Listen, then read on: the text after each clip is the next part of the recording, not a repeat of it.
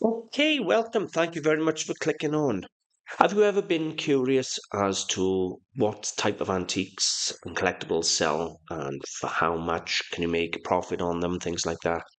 Well, today I'm going to share with you 10 of my sold items. I'm going to talk a little bit about the items, tell you how much I got for them, and well, hopefully you'll find it a bit inspirational. And you never know, if you're out and about, you might see these items on charity shops or car boot sales. And if nothing else, hopefully you'll just enjoy having a look. So should we get started, and we'll go through these 10 items. These are all items that I've sold on the website antiquesarena.com. I don't sell on eBay, haven't for years. Okay, so this first one we're going to start off. I'll read the description to you first off, and then I'll show you the images, because this was quite a rare little find. Picked it up in Malvern flea market. So it's a 19th century silver on copper charger produced by Elkington and Company. The example was signed to the front. It has the registration number on the front and Elkington Co. plaque on the reverse. It's decorated in high relief the image of Bellerophon riding upon Pegasus, surrounded by cherubs and clouds. Presentation plaque on the base is still blank, so it could be dedicated, and it was 16 inches in diameter. Elkington is literally one of the best names you can get, and this was a massive, massive charger in amazing quality. Superb condition. I know it's got some plate wear, but you know what? It all added to the look. It is absolutely spectacular. There it is, big piece. I can't remember what I paid for it off the top of my head. I think it was something like 125 or 150 pound I paid for it in Malvern. It might have been 200. It was somewhere around there, 150 to 200. It'll be on one of the videos if you actually look back. That was a really cracking Malvern, that was it. I spent about £2,000, I think, in Malvern in one day, but oh wow, it was a good day. Really good day. Anyway, this item sold to a subscriber. And she bought it because, if I remember the story correct, her partner or husband was going overseas either for work or for studies. And she wanted him to take something with her. And then when he looked at it, he would remember. And it was Marlena. She purchased this for her other half, and I hope he was very happy with it. Anyway, sold it for £450. Really, really nice thing. Really nice, to be honest with you. One of the nicest things I've had in a long, long time. Now, one of the good things about having your own website instead of selling on eBay, as I've always said, is you're in charge of your own business. You're in control of what you sell, what you don't sell, and all the rest of it. Nobody can tell you no or chuck you off. One of the things I've sold is, well, one of the things I sell are weapons. Pen knives, bayonets, swords, things like that. I can sell them on my own website, unlike when I was on eBay. So here we have the World War II Army Engineers folding pocket knife. Nice thing. Little horn on the handle there. Off the top of my head, I can't remember what I paid for it. It wouldn't have been a lot of money for a pen knife, probably £10 or £20 maximum. I think that's Camillus. Yeah. Interesting knife. I only sell my weapons to the UK. Sounds terrible, doesn't it, when you say weapons, but anything with an edge, I'll only sell UK because customs will just destroy the stuff. So £75, and yeah, gone in the UK. This was absolutely gorgeous.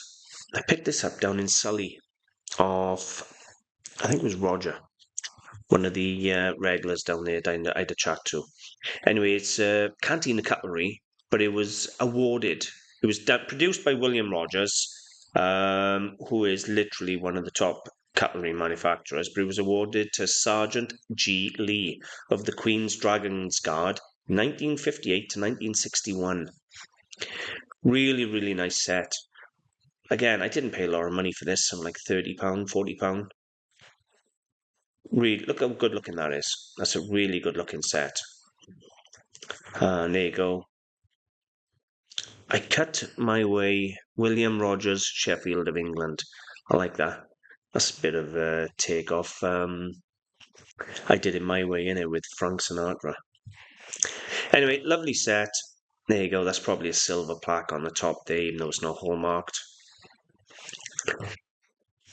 And I achieved £145 for that.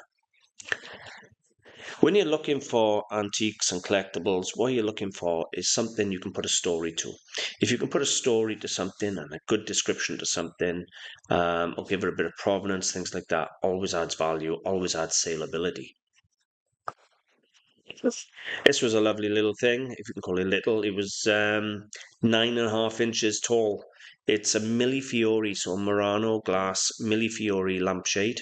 Now, if you had a lamp to go on that, it looked amazing. I can't even remember how much I paid for that. I think it came into the shop in part of a job lot of things. And I was quite surprised when I researched them how much money they were pulling. Fortunately, now you can just do Google image and it'll tell you everything. But back in them days, it wasn't so easy. And when I'd done the research on it, I was quite shocked because I thought it'd be like a £20 to £30 lampshade. Anyway, I achieved £120 for it. This is a modern piece of Chinese. As you know, I study in Chinese porcelain, so I was buying everything, modern, old, anything, just to get my hands on. Because the only way to learn what's old is to handle the modern and the old so that you can distinguish the difference between the two. Anyway, it was a nice thing. 9 inches tall, 20th century Chinese. I should have turned that. There you go. The quality is nowhere near what it would be if it was a 19th century piece or 18th century piece. However, it's a little decorator's lot. Somebody purchased it, £55. And I do well on 18th, 20th century Chinese, just the modern Chinese pieces. I do well on them, surprisingly. Whitefriars. Geoffrey Baxter bark textured bowl. Now, I've been buying Whitefriars since long before the boom. And this would have come in for £1, but Whitefriars has become seriously scarce. Everybody's after it. Everybody knows it now. I miss the days when you could buy a coffin vase for £1 or a drunken bricklayer for £5. Them days are gone, and there's loads and loads of copies now, so you've got to be careful with Whitefriars. But there are dedicated pages online to help you identify the fakes from the real ones. And if you go to 20th Century Factory Glass, I think is, or 20th Century Glass Encyclopedia, I think it is, they have every maker there is out there and patent number. Books are always something I look at.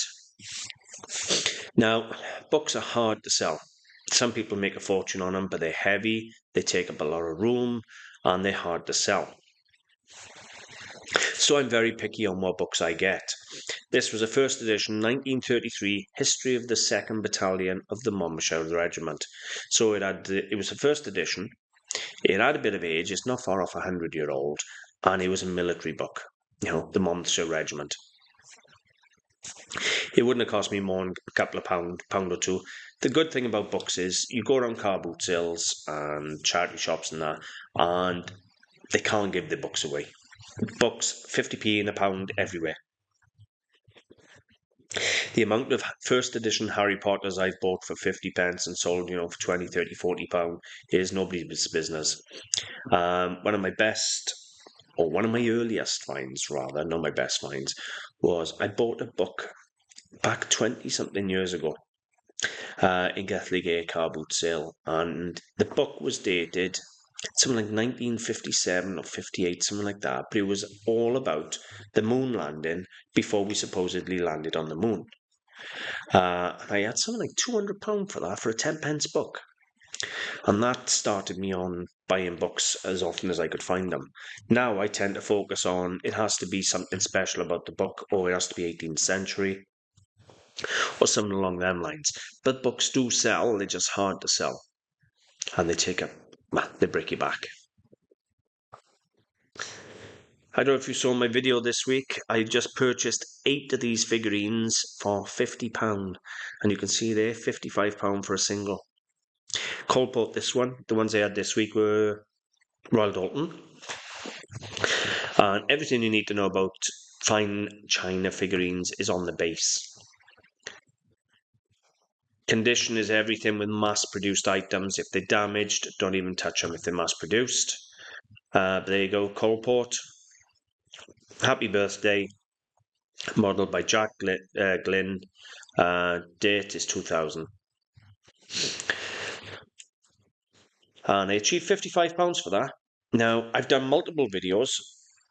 I picked up, I think it was 20 or 30 of these in Resolving Car Boot Sale a couple of years ago for like £2 and £3 each. And I listed them all between 40 and 100 each. I picked up 8 this week, as I said already, for £50. So you can buy them cheap. But they're slow to sell. But when they sell, you can get money for them. And you can get a couple of rare ones. But the days of achieving 100, 150 from are long gone. Paintings. I don't do a huge amount of paintings. Something really has to jump out at me for me to buy a painting. I have a painting here by Rosemary, Barrow. And when I done some research on her, she actually had pieces in museums, in the Barnstable Museum. And so I thought I'd buy this. This came in from Splot Market, I believe, for £5. There you go, sign down in the lower right. Nothing special, I just liked it. It was, quirky. And it actually achieved good money. £145, and I don't think I would have paid £5 for it. So that's the type of profits you can get if you're buying art. And again, this one, I believe this one cost me £1 in Splot Market. I had to pay for it to be reframed and everything, but it's in one of my videos. I'm sure it cost me £1. And what was it? Watercolour of Harlech Castle by Murray Bernard, but Bladden. And again, another one who's displaying in museums and galleries. Beautiful painting. So paintings are a way to go. You can get some really good money on paintings. As I say, I had to pay for it to be mounted up and glazed up and that. But that wouldn't have cost much. Really nice painting. I love any paintings of castles and things like that. I've got one hanging over my stairs of Cavartha Castle in Merthyr Tydfil, the home to the Crochet family. But this one achieved £295. So if you want profit margin, art is a way to go for definite. All you got to do is be able to distinguish between prints, lithographs, and paintings. And even I make some mistakes. Well, I've made quite a few mistakes. I'm self-taught, so sometimes I make mistakes. But yeah, you got to find the difference between, if you can identify a painting and a print. I have actually got videos on the channel that will help you identify the print from a painting. Excuse me. Check them out. But yeah, you'll see paintings all the time as pictures. People don't know the difference between a print and a watercolor or an oil painting. And you'll see them at the boot sale, anything from £1 to £10, £20. And you can get £200, £300, £400, £500, depending on the artist. Art is definitely a way to go if you want to make easy money. It really is. Because a lot of the time, people will buy paintings at galleries, things like that. And then when they've passed on, people come in, they clear the house, it's just a picture to them, and out it goes for no money. I do see quite a lot of good art out and about. I was up in Malvern this week, and some of the art up there was outstanding, but they were asking the money. So, what do you think? 10 items, 10 sold items. As you can see, I have a very diverse variety. I try to make my website so there's something on there for everybody who goes on there. Different price levels from £15, £20 all the way up to £10,000. There's a whole range on there. And one of the things I try and do is when I buy something, I try and make it interesting. If you're buying run-of-the-mill, factory-produced stuff all the time, then there's only one type of customer you're going to attract, and that's someone who likes them type of pieces. I try and have a really diverse website. I got something on there for absolutely everybody who I try to. And then I like to think it increases the potential for sales. But more often than not, I buy it because I like the stuff anyway. There's not one thing on there that I didn't like. I bought it. I choose everything myself personally. Um, I cherry pick the items I sell. And to be honest with you, all of those sold pretty quick and for huge profits. Anyway, I hope you enjoyed having a look at them. I've got loads of sold videos if you're interested, showing all the sales. I think I've got like 10 or 20 videos on there now showing sold items, and I'll make plenty more. I always do haul videos, but people are always saying, well, what do you actually sell the stuff for? Well, this is the way you find out what I've actually sold it for. Anyway, thank you very much for watching, and I hope you found the items interesting. I'll see you soon.